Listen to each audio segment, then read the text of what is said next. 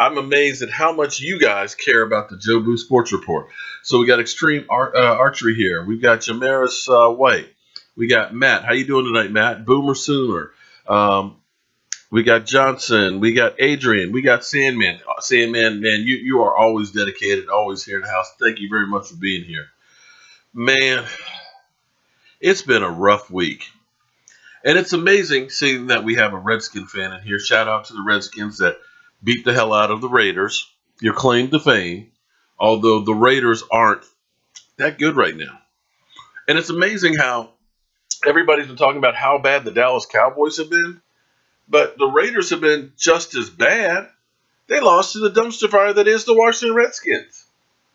Their quarterback broke a bone in his back like Tony Romo. In fact, my son Michael said, you know he's the new Tony Romo, right? I said, man, don't put that on the poor man. Don't put that on the man. Come on now. He's like, remember, he got hurt last year at the end of the year, couldn't finish the season. They lost and didn't go to the playoffs. This year, boom, breaks a bone in his back. He said, Dad, that literally looked like Tony Romo getting hit and getting his back broken. So I don't wish any ill will on Derek Carr's health because he's still a young man having problems with injuries. So it's amazing, though, how the Washington Redskins that are 2-2 that feel like they're going to the Super Bowl, and we're 2-2, and everybody figures our season's over. Do you guys get that? Do you understand where we are here? It's amazing that some 2-2 teams everybody thinks are great. And this 2-2 team, thank you, Yergi, for subscribing. I appreciate it, man. Thank you, everybody, for joining in and being part of the JB Sports Report. It's amazing that, that as many people watch as they do, because quite frankly, I don't know that I'd watch me, but be that as it may. But our Dallas Cowboys, everybody has left for dead. I want to remind you last year that the Rams started out 3-1 and ended up 4-12. I'm going to remind you that a couple of times that the Arizona Cardinals started out 4-0 and ended up not winning another game. Teams get hot in the beginning of the season and fail. Teams start out looking terrible. The San Diego Chargers once started out 0-4 and made the playoffs. So it's a little early to give up. We have the basis of what we need to win. Now, everybody believes that the Green Bay Packers are the shit. Green Bay Packers, Aaron Rodgers, man, they got a 3-1 record. And our Cowboys, they look pathetic. Ooh, the Cowboys. Ooh. But if I told you that our offense is actually doing better than Green Bay's, would you believe me? Would you? Because if we go by yardage per game, we're ranked 12th in the NFL. 12th with 342 yards per game. Green Bay is on our heels at 16th with 332. But here's where it's amazing is they can't run the ball. They only average about 73 yards a game rushing. So it's all Aaron Rodgers smoke and mirrors. Don't get me wrong, Aaron Rodgers is a great card to have. But is he as good as everybody thinks this year? Because here's the problem. They're 3-1. I'll give you that. Hey, you beat anybody in the NFL, it's a great thing. But they beat the 49ers. They beat the Seahawks. The Seahawks early, I don't think are really the Seahawks. The Seahawks are one of those teams that gets better as the season goes on. I believe the Seahawks will win their division, and when it's all said and done, I think the Rams will come back down to earth. They got their ass whipped by the Atlanta Falcons, which I'm not sure the Falcons have that great of a defense.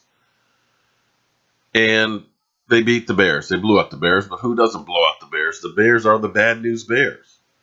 But with that, they only average 25 points a game. And if you take off the Bear game, where they scored 37 points, it's not actually that many points per game. Where they've been killing it is time of possession, 32 minutes a game. And they're averaging about 5.2 yards per play. Not bad, but it's really about the averages in the NFL. It's literally 16th. On the same sense where we talk about our Dallas Cowboys being the dumpster fire, being the season over, we're actually averaging almost a half yard more per play than the Green Bay Packers. Does that surprise you? We're averaging more yards per game than the Green Bay Packers. Where we've been lacking is time of possession. We're getting about 28 and a half minutes per game. But the biggest thing that's been helping the Green Bay Packers is they've been getting turnovers. They've gotten 4 turnovers this year. We've gotten 1. So we're pretty evenly matched on the offensive side of the ball. Our defense, well, our defensive problems, some of it is scheme. I think Rod Martinelli needs to get out of the dinosaur age. And when you're making dinosaur references to your players, you are a dinosaur. I mean, I'm old, but I ain't that damn old. Our problems have been injuries, flat out. Injuries and youth. I'm not saying that we don't have good players there, but most of our young guys missed major time in training camp. They literally have been put into the fire without having practice. Jordan Lewis, he's going to be a gamer. He's still a rookie. Still only has a couple of games under his belt and didn't have that much practice in training camp. But he's going to be a player. Xavier lays the woods. That guy needs to be starting over Jeff Heath right now. I'm sorry, Jeff Heath. I love you, man. You've made some really fantastic plays, some interceptions of Aaron Rodgers and stuff like that. But you're a liability in pass coverage. You cannot keep up with the receivers. You're constantly chasing them. You can't even get your head turned around on the ball. Xavier Woods needs to be out there. I did a video before I came on here tonight, and I talked about Jalen Smith. Jalen Smith, love him. But in passing, he's a liability. That leg is not completely healed enough where he can cut and move and keep up with receivers. 5 out of 6 passes that went Jalen Smith's way were all completed. Those are plays that Sean Lee would make. At least half of them he'd make. And what you're going to find out is if we continue to have him there on passing downs, he is going to be the target to go against. That's just how it is. Joseph, yeah, he sucks. Well, it is what it is. But Des Bryant is washed up. Okay. Oh, there's Chlorine Bleach. Should have known. Hey, Chlorine, so tell me, how is your team going to do in the Ophir Bowl? You and the Chargers. Is it going to end up in a tie? That would be fitting for your New York stinking Giants to end up tied with another 0-4 team. Come on, man. Come on, man. Your quarterback is washed up. Effing Aaron Rodgers, Dallas Cowboys locker room, I agree with you. Heath needs to be benched. I said before the season that I wasn't sure that Heath was a every down starter. I also said that Joe Boo would definitely need a refill too. Derek definitely needs a refill here. Dez is not washed up. Dez still needs to learn his route tree a little bit better. I'm going to steal some of Joe Boo's from. It's one of those kind of nights. And he needs to focus in on actually catching the ball because he ends up missing and dropping too many passes. The person that we really need to get going is Measly Beasley. I know he's getting double teamed and teams are focusing in on him, but we need Beasley to start stepping up. Now, one thing I do want to address that's really been bugging me, and I've been wanting to do a video on it. I just have not had time. Work has been kicking my ass. I can't quit my day job. So I've got to do videos when I have time, where I have time, and when I have time, which is not as much as I'd like to. We've got some people out there that say that all of our problems are Dak Prescott. That our quarterback sucks, we need to get rid of him. It's not many of you. I don't know why we have some guys that feel that A guy that's thrown 8 touchdown passes and only 3 interceptions sucks. And I'm not saying Dak has been perfect because he's had some passes that have been a little off the mark. But when you see him muscle a guy off of his back and go and make a play, still, that's a quarterback. When you see a guy who, when the team is failing, puts the team on their back and wills them to win and the team follows, I say that's a quarterback. But all you guys out there that are saying, Dak sucks, we need to get rid of him, he's blah, blah, blah. All I got to say is, leave Dak alone! Leave him alone! Leave him alone! You think it's easy playing under Jason Garrett, the clapper, with the same old offense he's been running for 7 years? With the NFL going after Ezekiel Elliott? Come on. Leave him alone. Seriously. Leave the guy alone. Excuse me. Because you guys have some really short memory. You guys don't remember 2015? Just 2 years ago? Seriously. 2015. Brandon Weeden. That's the guy you wish got on the weed. He was so bad. Matt Castle. Seriously. Matt Castle. Now, look, okay. Let me go ahead and just break it down to you guys this way. Okay? Because let me get notes because I want to make sure I get it right because I know some people are going to say, no, you don't know what the hell you're talking about. Because people always tell me I don't know what I'm talking about. But Brandon Weeden in 4 games in 2015 for the Dallas Cowboys, after being on the team for a year and a half,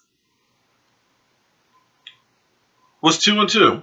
2 touchdowns, 2 interceptions, 738 yards, not bad, and a 92 QBR. Didn't win a game. Actually, those numbers aren't that bad when you compare them to Matt Castle, a guy who won when he was in with New England, but who doesn't win with New England? Did pretty well when he was in Kansas City, made a Pro Bowl. But in 8 games with the Dallas Cowboys, he had 1,276 yards, 5 touchdowns, 7 interceptions, and averaged 159 stinking yards a game with a QBR of 70.6. If Dak Prescott had numbers like that, I'd say, yeah, you're right, he's a bum.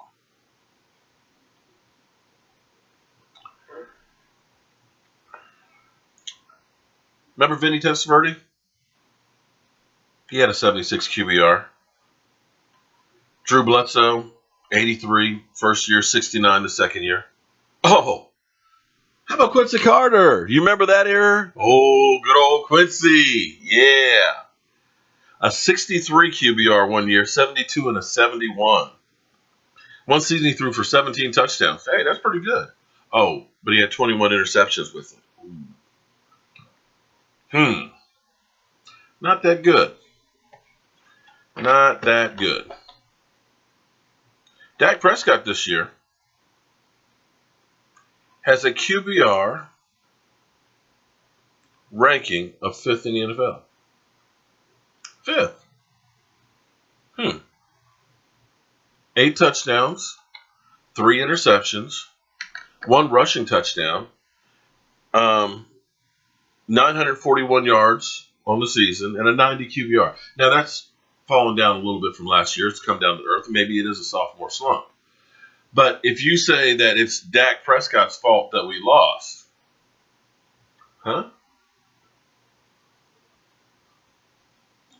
we lost as a team. We had so many things that went wrong in that game. For somebody to single out the quarterback is really missing the point. When your team gives the opposition the ball 3 times on your 35-yard line or closer, you're going to lose. Switzer fumbled a punt on the 15-yard line or 18-yard line. We had a kick return that went to the 35. First play, we're offside, so we give the ball to them on the 30-yard line. Without Sean Lee, Jalen Smith could not cover as well. Heath can't cover. And we've got banged up cornerbacks that had no training camp. Yet, we still had opportunities to win that game against a Ram team that actually is playing really, really good. That game planned against us well. So when I look at the defense, that didn't do that good. When I look at the special teams, they didn't do that good. Look at the running game did better. But Zeke Elliott still under 100 yards again. If you take away Alfred Morris's one run for 70 yards, all of a sudden our running game didn't do that good. And, of course, you're right. You're right, Gotti. We also had the fumble as well. So we lost as a team in that game. If any game was a team loss, that was a team loss. Now, if you want to look at a game that is truly a one person's blame of losing, take a look at the game last night from Tampa Bay Buccaneers with Nick Falk. Nick Falk missing 3 field goals. That's where you lost the game. But to take away and say that had we had a different quarterback, we would have been fine when the guy threw 3 touchdown passes. So that's my take on the whole thing with some of you people out there that say that Dak Prescott can't carry Tony Romo's jockstrap and we need to get the bum out of here. To me, you're not a real Dallas Cowboy fan, and you really just have a hate for the guy for whatever reason. And I don't know what to tell you. I'm happy about having Dak for a quarterback, a guy who can take a hit without going on IR, a guy who has the right attitude, a guy that has the locker room, a guy who can move around and run if he needs to, and a guy who has a cannon for the arm. He is still only played 20 games in the NFL. And take a look at where he is in comparison to some of the others. And as I look at the list on ESPN's QBR, Deshaun Watson, he's ranked number 1 right at the moment. I don't think he's going to stay there. I mean, that's just one of those outliers. Same thing with Case Keenum, but he's only played in 3 games, so throw that one out. But then you have Tom Brady. Then you have Matt Ryan. I expect both of those guys will stay right where, they'll be in the top 5. And then you got Dak Prescott. In that top 5, did you see Aaron Rodgers there? Did I miss it? I know I'm dyslexic. Maybe I'm just dyslexic and didn't see Aaron Rodgers in that top 5. Let me see. Let me keep going down. So 6 is Marcus Mariota, Carson Wentz, Kirk Cousins. Okay, good quarterback. Tyrod Taylor, yeah, he's been playing. Jared Goff. Wow. Top 10. Wow. So you mean Aaron freaking Rodgers isn't in the top 10 in QBR? Really? Wow. So then it goes Russell Wilson, Alex Smith, and there's Aaron Rodgers, followed by Matthew Stafford, Eli Manning, Drew Brees, Ben Roethlisberger, Joby Brissett, Carson Palmer. That's the top 20. So, who you want to get for the Cowboys instead of Dak Prescott? Is that surprising to you guys? Because as I look at the numbers and the way people talk about Dak Prescott, you think that he was RG3 in his second year. QB, okay, Chlorine Bleach, of course, he's always... Chlorine, one of these days, you're actually going to have something positive to say about the Cowboys, and I'm just going to pass the F out. Because everything you've got is just a haterade statement. You know what, Jason, you're right about right now. Zeke, I think the whole NFL going after him thing has actually taken a heck of a toll on him. He's showing up, he's working, he's smiling and all that, but he is truly not the same player he was last year. The offense, and some of that is the offensive line, because a lot of people. The thing that bothers me about the talking heads are they don't necessarily give you a whole picture. There's some reasons why Zeke Elliott is not getting the yards he had last year. One of them is the offensive line. Two, I think some of it's up here in his head because of all the stuff that's been going on off the field. Last year, if you look at the film, and I've actually got all the games from last year, so I'll go through and I'll look at them and stuff. You look at the holes that were there. I could have gotten 3 or 4 yards in some of those holes with my bad knees because he was not getting contact until he was way up the field. This year, not so much. This year, it looks like rush hour on I-95 right now because of all the traffic that's in there, and teams are defending the Dallas Cowboys differently.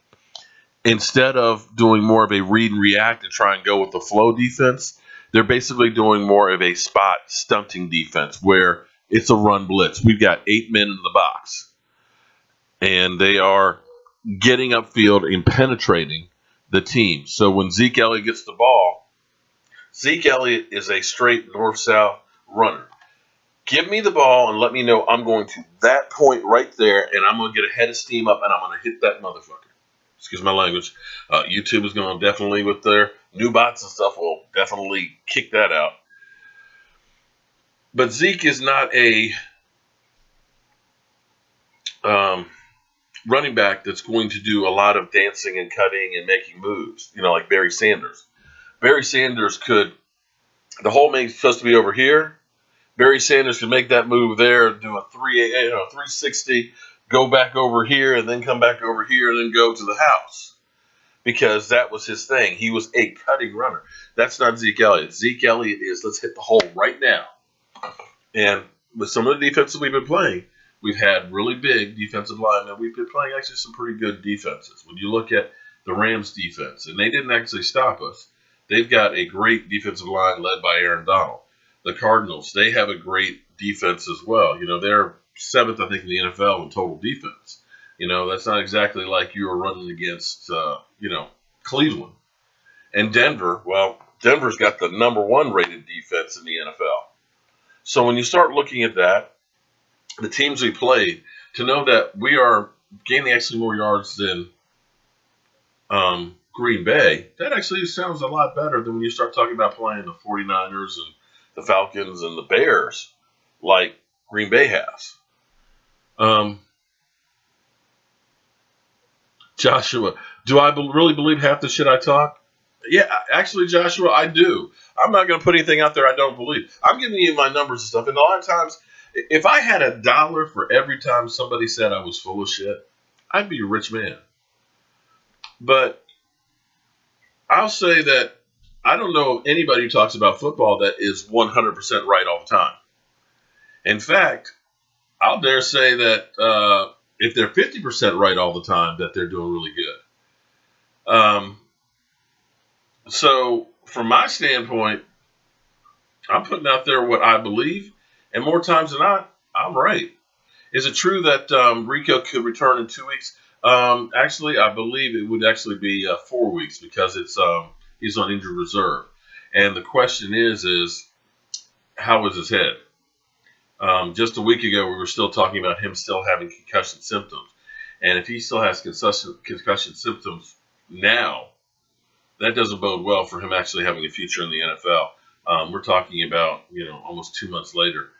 So it's possible he could return, but don't know for sure. Nobody's talking about that one. And unfortunately, when you get concussions, that's one of those things that people don't talk too much about, especially when it ends up being chronic and long-term.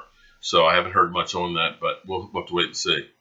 Speaking of concussions, Devontae Adams, he's questionable, but he probably won't be playing for Green Bay this week after that monster hit he took and spending the night in the hospital.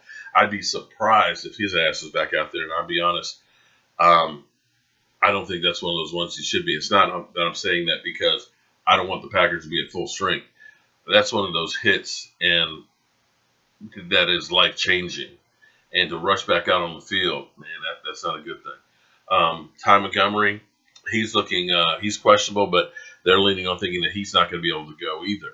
And the amazing thing is, with Green Bay, they're only averaging, like I said, 72 yards a game, and Ty Montgomery is only averaging 3.4 yards per game, I think.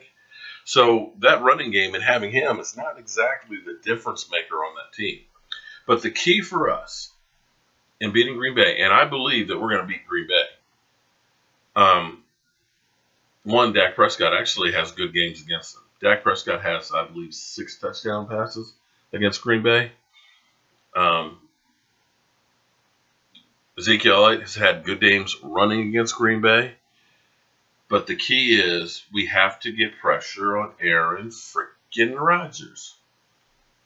That's it in a nutshell. And we have to get it to him early because when he ends up winning the first quarter, 90% of the time he wins. Now, I will also say they're not a good road team. They're a whole different team when they're away from Green Bay, except when they play the Cowboys in the playoffs.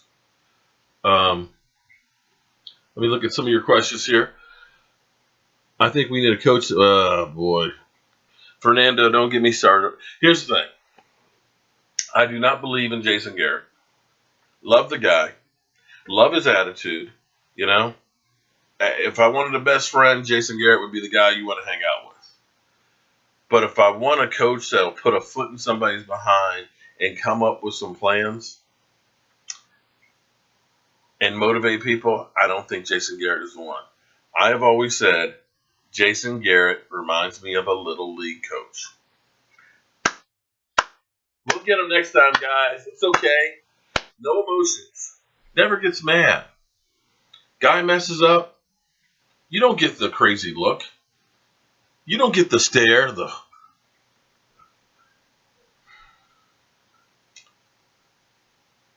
You need sometimes a guy that will get into people's face. I've said it before. I don't want to go into it now because, unfortunately, it's too late to change coaches now.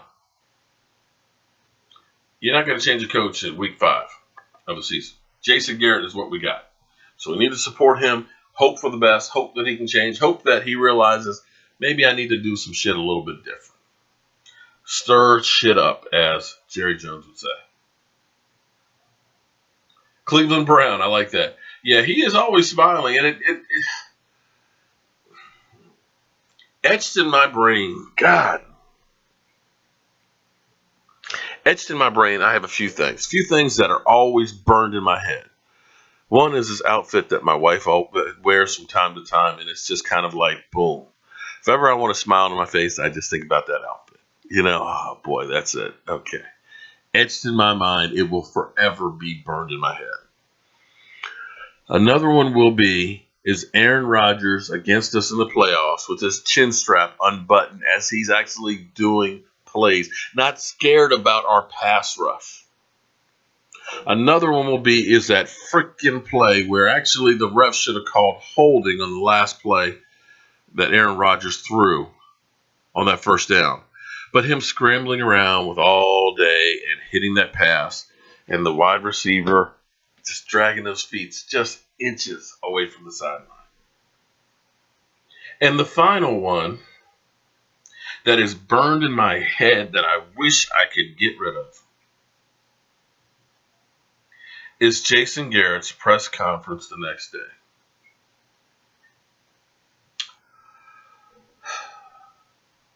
I love the way our guys competed. We had a great season. Zeke Elliott, man, he was just incredible this year, wasn't he? What? What? What the frick? You just had a chance to advance to the playoffs. You had Rookie of the Year quarterback. You had the best running back in football, the best offensive line in football. You're playing at home with a week's worth of rest against a team that was wounded. You made boneheaded coaching calls. You got down 21-3 early in the second quarter. You had a chance to win, and we're proudly competed. What? What? Are you kidding me? And that's the same one we got this week after we had a freaking meltdown against the Rams. Had we not turned over the damn ball on that punt return, that would have been a blowout. That was a momentum-changing play. And then you go in at halftime, you make no adjustments, and you get your lunch handed to you.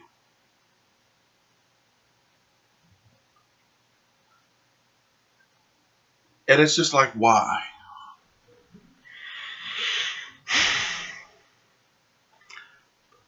So, yeah. We're at a point where Bill Parcells always said coaches get stale. After about 5 years, unless you're successful, very successful, you get stale. Teams get used to what you're doing. You become predictable. Sound familiar? We have changed the makeup of our team. We went from being old to one of the younger teams. You can't tell me that we don't have some playmakers on the team. You can't tell me that when Tyron Smith is healthy that he's not one of the best offensive linemen, or Travis Frederick, or Zach Martin.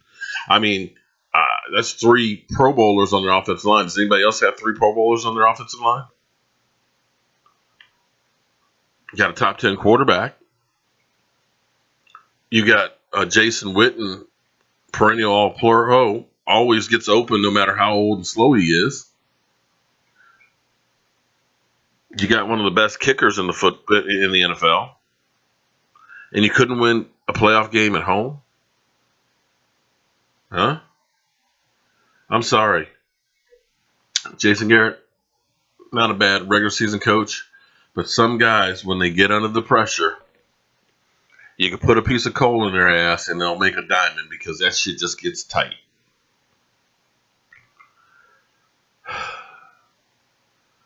You go back to the 8-8 years, basically, where it was win the last game and you're in. Those were playoff games. They were do or die. You know, my son's dog is over here snoring. To me, you can say 2 playoff wins, but I also say that you might as well count some of those 3 8-8 years as playoff losses as well, because we failed on those. Stop mentioning Romo. Who's mentioning Romo? Am I missing that in the comments? I'm sorry. I'm sorry I've been ignoring you guys. You guys got me on a tangent. Gotti, I agree. You know, here's what's amazing. You know, we keep waiting on Jason Garrett's a good coach. Jason Garrett's a good coach. Take a look at the Buffalo Bills that are leading the AFC East. Rookie coach. After getting rid of the Ryans. That's right, the Ryans that had been to a couple of AFC championship games. Perennial, NFL coaches. They finally said, enough of the circus. Let's get somebody new in here. Just some new blood. And all of a sudden, that team is playing like crazy. Tyrod Taylor's a top 10 quarterback. New guy there. The Lambs. Can't call them Lambs anymore. They decided to get rid of the old guard, Jeff Fisher and everything else. And we got Jeff Fisher. He went to a Super Bowl. Came that close to winning it. Kept him there for years, and it was a dumpster fire. If anything was good, was they were so bad for so long, they had a lot of high draft picks. Jared Goff looked completely lost. Bring in a rookie coach. What happened? Oh, shit. They're 3-1 and kicked the Cowboys' ass. Atlanta. Changed coaches, even though they had a coach that kept them on a winning streak every year. Playoff team. Not a lot of playoff success. Second year, that guy goes to Super Bowl. So it's not like you're asking for something that doesn't work. You've changed the players. You've got Jerry Jones less involved in getting the players. You got a guy who's there who's actually getting the talent who is doing the job. You've changed everything but one thing. Just one thing. And that's the coach. And I believe that Jerry Jones is watching Jason Garrett really closely this year. Jason Garrett, the way he talked about Wade Phillips, how we were out-coached, you haven't heard Jerry talking about being out-coached. Did you hear anything positive about Jason Garrett this week from Jerry? Anything? Anything at all? I believe Jason Garrett is on the hot seat. I may be wrong, and like I said, some of you guys said that, do I believe any of the stuff that I'm talking? Yeah, I believe it. A lot of things I'll say, people will say, you're a freaking idiot. Yeah, well, guess what? I said the Dallas Cowboys' best move they could make in free agency would have been signing Calais Campbell. And people said, he's old. He's not a pass rusher. He only gets like 7, 8 sacks a season. He's got 6 right now. And that defense in Jacksonville, I believe, is the number 1 rated defense. Number 1 against the rush defense. Huh. Can you imagine if we had that guy on the defense? I do believe I said after the Senior Bowl that Dak Prescott would be the best quarterback for the Dallas Cowboys. And people laughed. Even Mike Mosh, and if you guys need a jersey, Mike Mosh is a great guy to get on Facebook. When I wanted to get a Dak Prescott jersey before it was cool when he was still the 3rd-string quarterback, he's like, dude, what the fuck? He's a 3rd-string quarterback. Why are you getting this jersey? I said, because he's going to be a baller.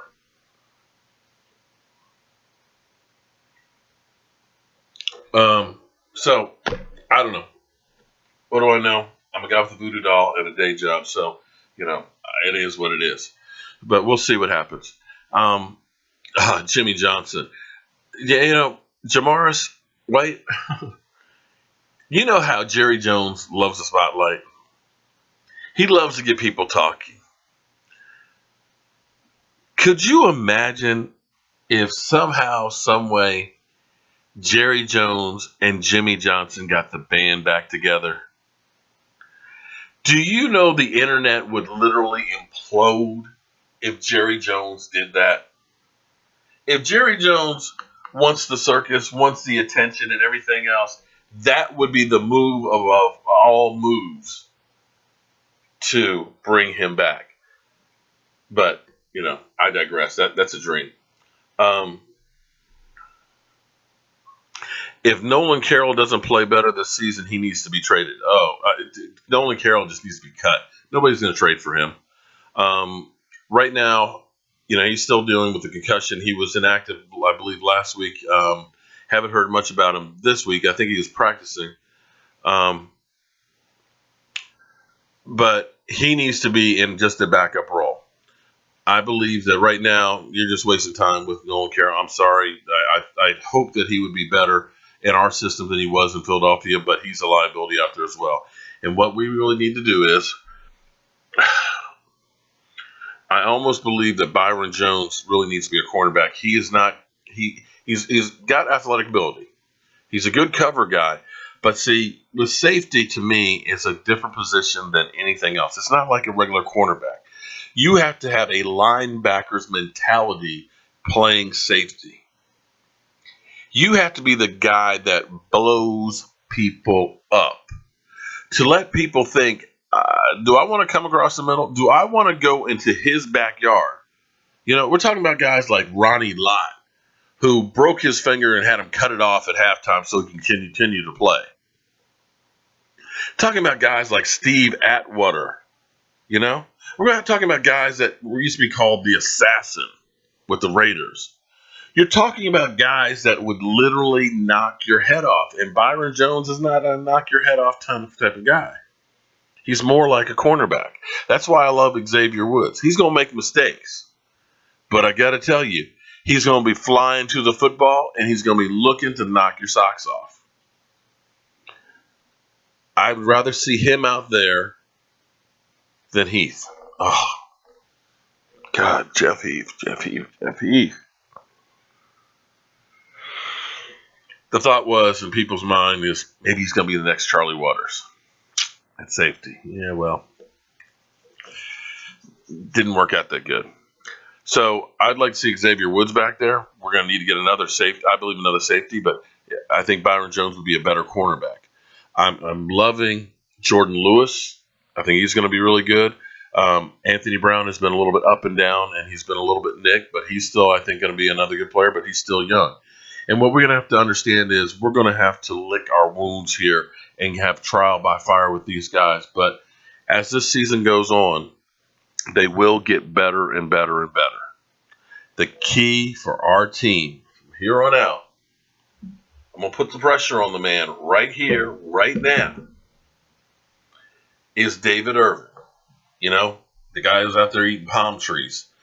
Let's just pray that there's nothing illegal substances that are in those palm trees he's been eating, because they said he's coming to camp bigger than he left. They said that he's been a little bit winded, but, you know, you bring him in here gradually, get him in there for a few good plays where he's fresh, and see if he can help break some havoc. If he can come like he did those last 3-4 games of the season, and if you can have DeMarcus Lawrence be able to keep doing what he's doing, now see, DeMarcus Lawrence is a good pass rusher, but his technique is a little bit off. He still has a lot left to learn. But if you can start getting pressure from this side with David Irvin, you can get pressure from this side collapsing. Malik Collins, who's another guy who is underrated in the middle, you're getting equal pressure. You're going to have that pocket start collapsing, and you're going to have that quarterback start thinking about his life. And they're going to start pulling Eli Mannings and start looking for the ground. So, David Irvin, I don't know if any of you Dallas Cowboys listen. I don't know if any of you fans out there know any of our Dallas Cowboys, but David Irvin, I need you to eat some red meat this weekend. I need to get you slap your face around some, hit the smelling salts, whatever it takes. I mean, if you need to watch, Any Given Sunday, Brian's song, any motivational movie, watch some tigers tearing up some lambs. I don't know what it is. But I need you to be an absolute terror on the field, because I am sick and tired of that MFing Aaron Rodgers and that smug face. I want somebody, I was told, don't say you want him dead. I don't want him dead after what happened in Vegas, and prayers to everybody out in Vegas and everything, because that was a tragedy, and you're right, we don't want to have a loss of life. But I want you to knock his head off. Keep him alive, but knock his freaking head off. Or at least knock that freaking smug look off his face. Hate Aaron Rodgers. The bad man.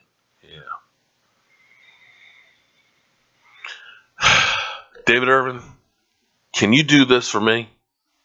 And David Irvin, if you do, I'll be sure to send you a Joe Boo shot glass and a Joe Boo t-shirt, because I want to see him on the ground. And if any game is set up for you to do this, it's the Green Bay one. They can't run the ball, so they're going to be passing. He's been sacked 15 times already this season. 15. That's almost 4 sacks a game. Pin your ears back. Gather that body, and when that ball is snapped, I want to see you just knock the tackle on his ass and flatten Aaron freaking Rodgers. That's all. Can you do that for me and Joe Boone? That's all I'm asking.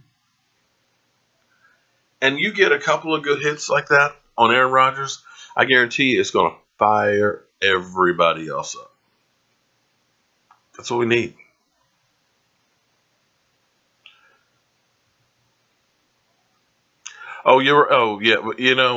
Sam, man, you are 100% right. But unfortunately, it's the way the system is.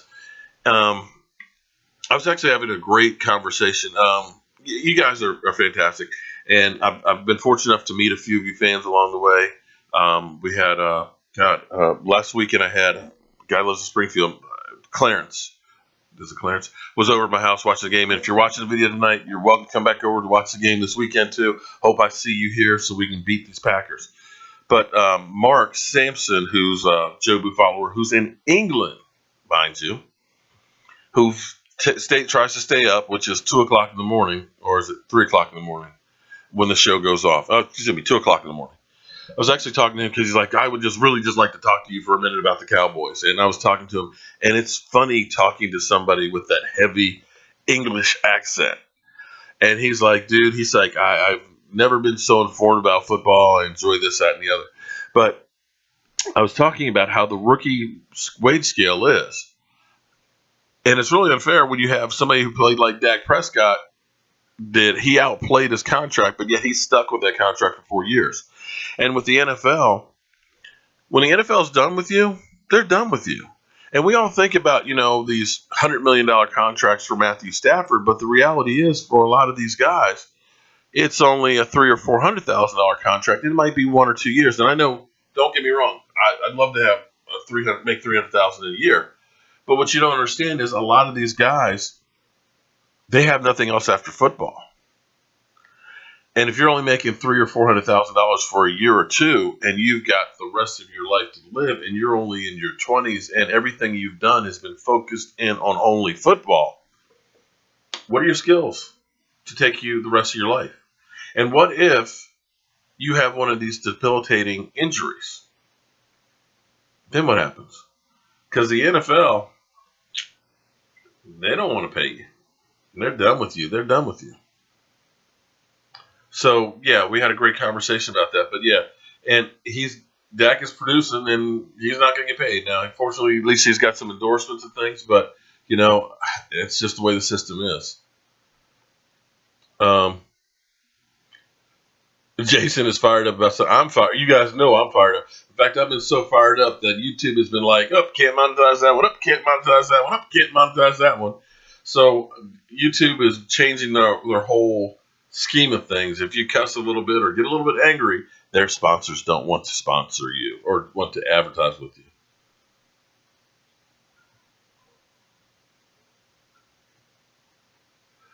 Do not have any. Okay. Don't have any fans over here that mess up the mojo. Okay. All right. So we're working at it. Well, it could be. Yeah, Sam, man. You know what? I'm hoping now. Hitchens, of course, is coming back from injury, so you don't know how much he's going to have. Sean Lee's looking less and less likely to be playing this week. Tyron Smith looks like he's going to be playing.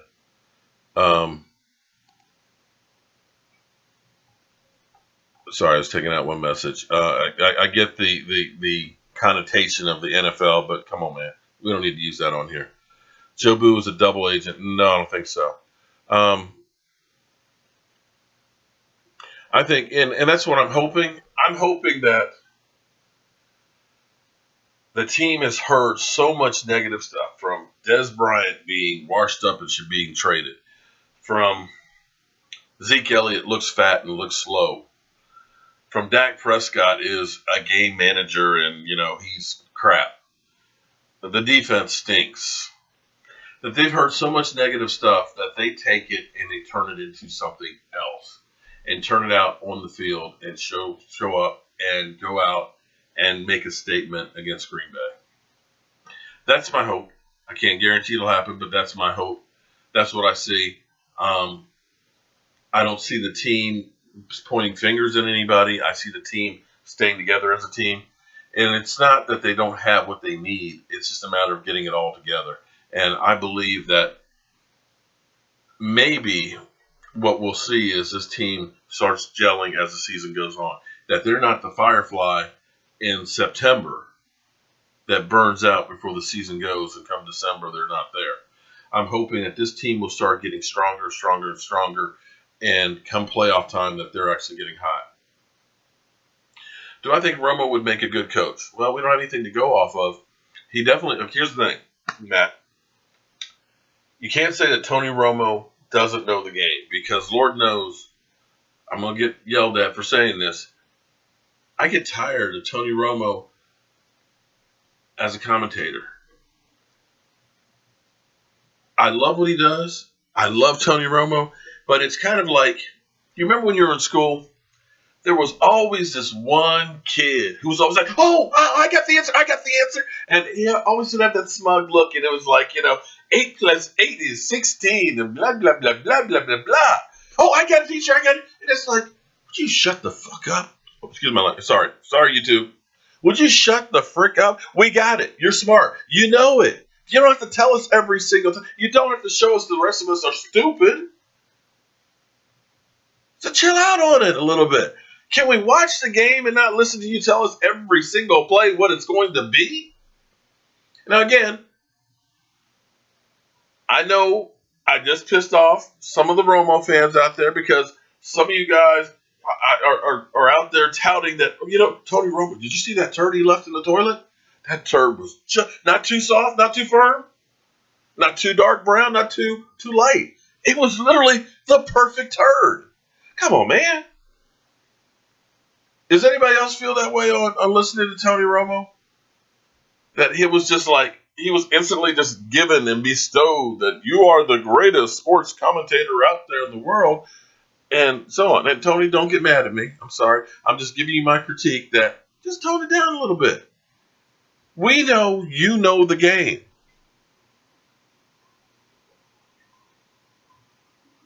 Sorry if I pissed any of you guys off, but it gets to be annoying too much. You want to be. It's kind of like this. If you have to work, you can't watch your favorite game, and you record it, but you every time the news comes out, la la la la la la la, you don't want to know what the score is. I feel like when I'm watching the game with Tony Romo, I already know what the score is for the game. The game is already over. We lost, on the last play of the game and everything. It's been ruined for me. You keep telling me what's going to happen before the play even happens. Stop it already. Cleveland Brown. Okay, come on, man. Well, Daniel, I'm glad you enjoyed Tony Romo's play calling. Maybe you might find a coach that you'll enjoy his play calling for your Giants as well. Jay, your wife agrees with me. Okay. Hey, Jason, thanks for stopping in, man. Have a good night out there, buddy. Use the volume button. I'm sorry. I get away from the microphone a bit, and it kind of takes away. Well, if Skip Bayless picked the Packers to win, then definitely the Cowboys are going to win. And here's the thing. I don't know if it's like reverse mojo or something, but it seems like whenever the Dallas Cowboys are picked to be the team, it never happens. And usually when everybody picks the Cowboys to win a game, they don't. I was sitting here watching and thinking in the back of my head, because everybody on the Sunday night count or the Fox show was like, oh, Cowboys got this. Cowboys, Cowboys, Cowboys. In the back of my mind, I was like, oh, shit. All the experts picked us. We're going to lose. In the back of my head, every time that happens that we're expected, that's when we don't show up. Skip is a moron. I have to agree with you on that one. Skip, here's the thing. Skip is not about necessarily educating you about sports or telling it like it is. He's like a snake oil salesman, like most of those shows have become. They're not real sports shows. They're reality shows, and they're there to get a reaction. Remember Skip Bayless saying last year that Jerry Jones is going to have Tony Romo as the starting quarterback next year? Yeah. Oh, LT Mathers. Well, hey, you know what? Here's the thing, LT. He's a rookie. You're only talking about 4 games in. DeMarcus Lawrence was injured his first 5 or 6 games his rookie year and didn't have a sack during the regular season. Got a couple in the playoffs against the Lions, but then came back the next year and had 8 sacks. Not every rookie comes around their first year. Take a look at Jared Goff last year. Jared Goff didn't look like he was anywhere near an NFL quarterback. All of a sudden this year, boom, a year under his belt, he looks a lot better. I'm not ready to say that he's the next Joe Montana or anything, but the difference of being a rookie versus a second year are night and day different. So I would say give the man a little bit of time. Yeah, Eric Flowers is a bust. Cleveland Brown. Cleveland, you are new to the show. Shout out to you, man. I don't know who your team is, but at least you're funny if nothing else. Say it again. It's not Madden. Or Romo also had 6 years with Dez. True on that. Um, Game changer. Here's the thing: the Cowboys win if they can win the turnover battle, put pressure on Aaron Rodgers, and play their normal game. They're going to be look. They can run the ball against the Packers, flat out. They need to run the ball, get time of possession, win the battle time possession, take care of the football, and pressure Aaron Rodgers. It's that simple. Sarah, that's funny. I don't know if the talking heads or not, but I know First Take, somebody at First Take steals my shit there. Now, I know they all know me because I've been to their set on every Super Bowl, like the last 3 times, and I've been there a couple times. They know who Joe Boo is. I'll guarantee you that one. Give Eric Flowers. Yeah. You know what? Hey, LT Mathers, I am more than happy to give Eric Flowers the next 10 years for the Giants to try and see if he becomes a player. I'm happy about that.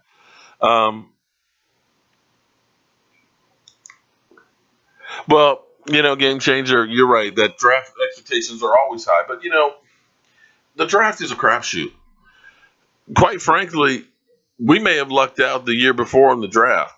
And it's just the universe working things out, even that maybe this one's not as good. I mean, think about it. You got Ezekiel Elliott, you got Dak Prescott, you got Collins, you got Tapper, you got Anthony Brown. Okay, you got Frazier in that draft. You had Rico Gathers. So all of a sudden, you look at Jalen Smith. You looked at that draft, and that's just shit. That's like 3 years good draft for most teams put together. So maybe we're just kind of due to have a guy that's not quite where you hope he'll be. Dave from Australia. Shout out to Australia. Thank you very much, man. What time is it in Australia? Jeez, it must be like early morning. Daniel, you're right. Facebook is for old people because my kids don't do Facebook anymore. I do less and less Facebook myself. Actually, I don't think I've even been posting my videos on Joey's page that much. I don't know, Sandman. I don't know how you're actually going to copyright a phrase and stuff, but you guys know that I had been saying dumpster fire. So here's I'll do a real test for it, and we'll find out if this will be it. I said a couple weeks ago with the Giants, I did the hot garbage report. So we're going to start doing a hot garbage report here on the Joe Boo Sports Report and make that a regular thing, and we'll see how long before it ends up on the Talking Heads shows. Baby S or BBS, I don't know about running the whole table. I said in the beginning of the year I thought we would go 10-6 because it's the NFL. We've got a tough schedule. We've got some real teams we got to play. People are going to get up for the Dallas Cowboys. It's just a fact. If you beat the Dallas Cowboys, that's a notch in your bed right now because that's a team that everybody wants to beat. We have the right players and coaches. They just have to change their mindset and really want it. Garcia, I will say you got that at least half right. I'm still wondering about the coaching. The coaching, I think, I predicted 10-6. That's what I said all season. Everybody said, "Oh man, we're gonna go 14." I'm like, "No, we're not." Sorry, I said 10-6. We do have a tough schedule. Now, some of the teams that look tough right now may not be. I actually have Daniel. I need to go ahead and do the video and put it together. Just haven't had time to it. But I have these Bang Bang sliders. I call them the D-Law Bang Bang slider. It's a shrimp slider sandwich that's actually really, really good. And it's kind of like if you've ever had Bang Bang shrimp at like what's the name? I can't think of the name. Bonefish. It's like that kind of a shrimp with a nice little sauce and coleslaw on it on a little bun. And oh man, that shit was great. I just have to get the video out for it, so I'll do that one. I don't know what I'm going to cook this weekend. And actually, there's a person who actually gave me the idea for the Bang Bang. Email me your name and address because I owe you a Jobo t-shirt. I have to go back to the video and find it. I think you need Jobu shot. Okay. Well, Joe Boo's got his shot. I put mine in my iced coffee. You're right. Garrett's teams do not make the playoffs back to back. And let's hope that changes this year. Ben McAdoo will be the first coach fire. I think McAdoo might survive, and they might go with the GM first. But then again, if they don't win soon, you can see him clean house during the season. Pecan pie. Can't do pecan pie because I'm allergic to pecan. LT Mathers, I think it's possible that the Eagles will fall off. If you remember, they started off hot last year. The problem with the Eagles are they are actually pretty banged up right now. And, the other thing is Carson Wentz has also been getting hit a lot, too. They found a running game last week and stuff, but they got to watch him getting sacked as much as he is. And those injuries are going to come back. I think that they are the cornerbacks are kind of banged up, and as well as a couple other guys on there. So health is going to be the key for the Eagles, I believe, this year. But as always, hey, Sarah, how are you doing? If he's at the game, Sarah, I'm working on trying to get to Dallas. Unfortunately, I got a lot of things that are changing as far as work goes. I didn't quit my day job, but I kind of changed my day job because I was kind of going to them saying, hey, I'm working all these hours and I'm salary and I'm not actually making money when I'm working 70 hours a week. And so I said I either need comp time or I need to go to hourly. So they changed me to hourly. Then they decided, you know what? We're just going to make you a subcontractor. So I'm kind of going through and evolving my job and everything with them. So it's kind of shaking things up. And part of the reason why my videos have been maybe lacking a little bit is because I've been working, like crazy. I was in DC at 6 o'clock yesterday morning and worked half the day, and then went back at 6 o'clock at night and worked late yesterday, and then I was back at DC at 6 in the morning. So I'm working on it. I'm going to be at a couple of games sometime, probably. I'm hoping in November and December, hopefully. Oh, one last thing. Jeez, I almost forgot, guys. It's actually already past time here, but I got to tell you guys about United Way. You guys know I'm a big United Way person and things like that. United Way is doing the ultimate Super Bowl package to help raise money for Character Playbook. I've been blessed to have gone to some Super Bowls, and I'm going to tell you there's nothing like it. And what I'm going to tell you guys here is this. I'm not supposed to tell you this, but I'm going to tell you this. One thing that happens when you see all these contests and stuff on TV, I remember I entered their contest for like the Ultimate Fan one with the NFL. I actually don't think I won because my wife actually kind of does work with the NFL. But anyway, to make a long story short, the NFL had given away the first year. I think they had 10 Ultimate Super Bowl package for the fan contest. You sent in the video and all that. There were only 1,200 people who entered. Let me say that again. There's only 1,200 people that entered, and they gave away 10 Super Bowl packages. That means your odds were 1 in 20. Let me say again, 1 in 20. I know about one Super Bowl contest that had 2 sets of winners that had only 4 people enter. Still gave it away. True story. Now, I'm going to go ahead and show you. This actually will tell you all about the whole thing. Oops. Hey friends, Mark Holmes here with my buddy Cowboy Joe Boo. Now, guys, here's an opportunity to win the ultimate Super Bowl package with Prizio, United Way, and the NFL. Now, I got to tell you guys, this is like the dream trip of a lifetime. We're talking about airfare to get you to Minnesota, as well as 2 club-level seats. Now, if that wasn't enough, we're talking about tickets to the NFL PA party. And I'm talking about players galore. DeMar Smith knows how to party. Believe me, I've been there and seen it, and you definitely don't want to miss it. Of course, there's going to be tickets for the NFL Commissioners Party where all the owners will be there. Jerry Jones will have his own table. I got to meet him there last year as well. There's also, you're going to be at the press conference for the halftime show. And pre-game sideline passes. That's right. pregame sideline passes. We're talking about a can't-buy opportunity. And on top of it, the best part is you're supporting United Way and Character Playbook, helping the next generation. So, guys, all you got to do is go to Prizio.com /campaign /Cowboy Joe Boo, and you can enter it. Look, for $10, you get 100 chances of winning. For $75, you actually get a T-shirt as well as 750 chances. So go ahead, guys, hit this link right here, check it out, and enter so that way you can help spread that mojo, and maybe you guys can be there at the Super Bowl. Now, I got to tell you, a lot of you will say, nobody ever wins these things.